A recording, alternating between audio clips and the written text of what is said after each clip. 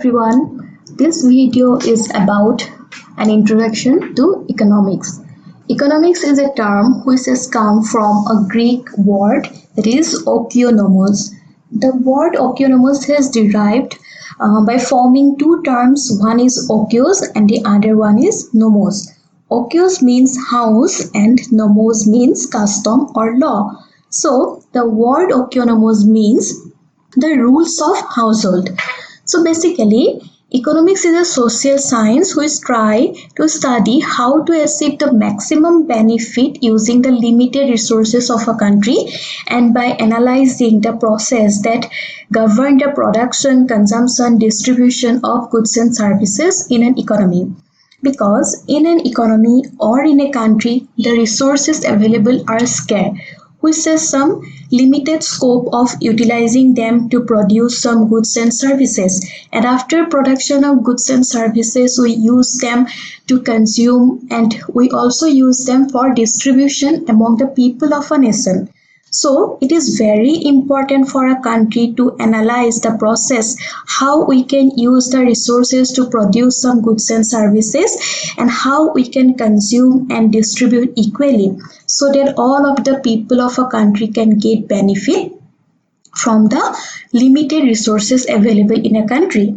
So economics deals with the aspects which are related starting from the utilization of the resources to, from the production, the consumption and the distribution of goods and services of an economy.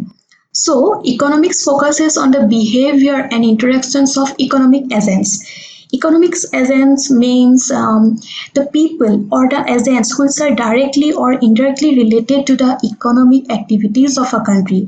These agents may be the producers, the consumers, the distributors, the investors who basically works in an economy. If a person is consuming a good or utilizing a service, then he is an economic agent. Again, if a person is producing something by utilizing the resources available in an economy, so that person can become an economic agent because his actions are affecting the economy of a country. So economics focuses on the study and the behavior of these economic agents. Therefore, understanding economics is very important to provide for the maximum welfare of society using the resources available.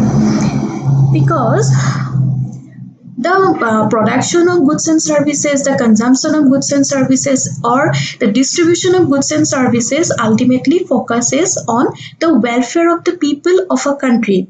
Because every nation wants to develop its country by doing the welfare of the people living in the nation.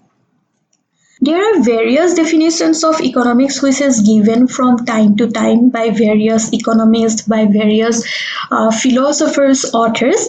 But the first definition of economics was given by Adam Smith, who is regarded as the father of economics because he was the first person who gave a definition on economics, and this definition of economics is known as the wealth definition of economics because Adam Smith emphasized economy as the process of wealth generation, and he gave this wealth definition of economics in the year 1776 in his book An Enquiry into the Nature and Causes of Wealth of Nations in 1976, and he defined economics as a science which inquires into the nature and cause of wealth of nation. Thus, the production and growth of wealth was the major subject of economics according to Adam Smith.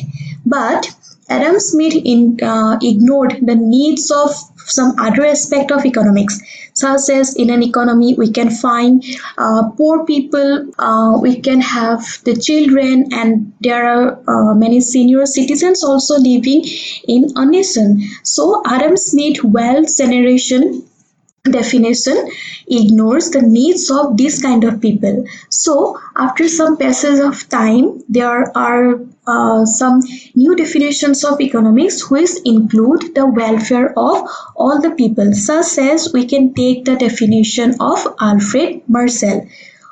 Alfred Marcel gave his welfare definition on economics in his book Principles of Economics, which was published in the year 1819, where he placed emphasis on human activities or human welfare rather than and concentrating only on wealth generation. He defined economics as a study of men as they live and move and think in the ordinary business of life. Thus, he argued that economics on one side is the study of wealth, and on the other side it is also a study of men. Because if we concentrate only on wealth generation and include or ignores the welfare of human, then the development of a country can never be happen.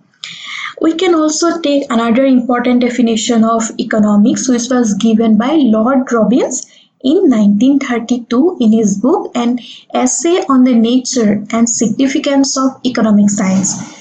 According to Robbins, neither wealth nor human welfare should be considered as the subject matter of economics.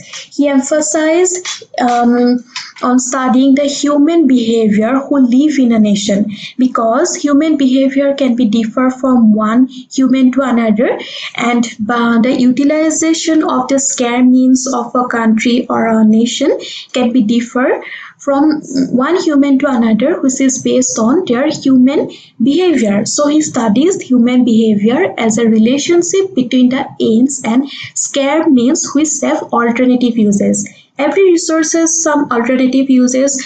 One person can use a resource to produce one commodity, whereas another person can use the same resource to produce another commodity.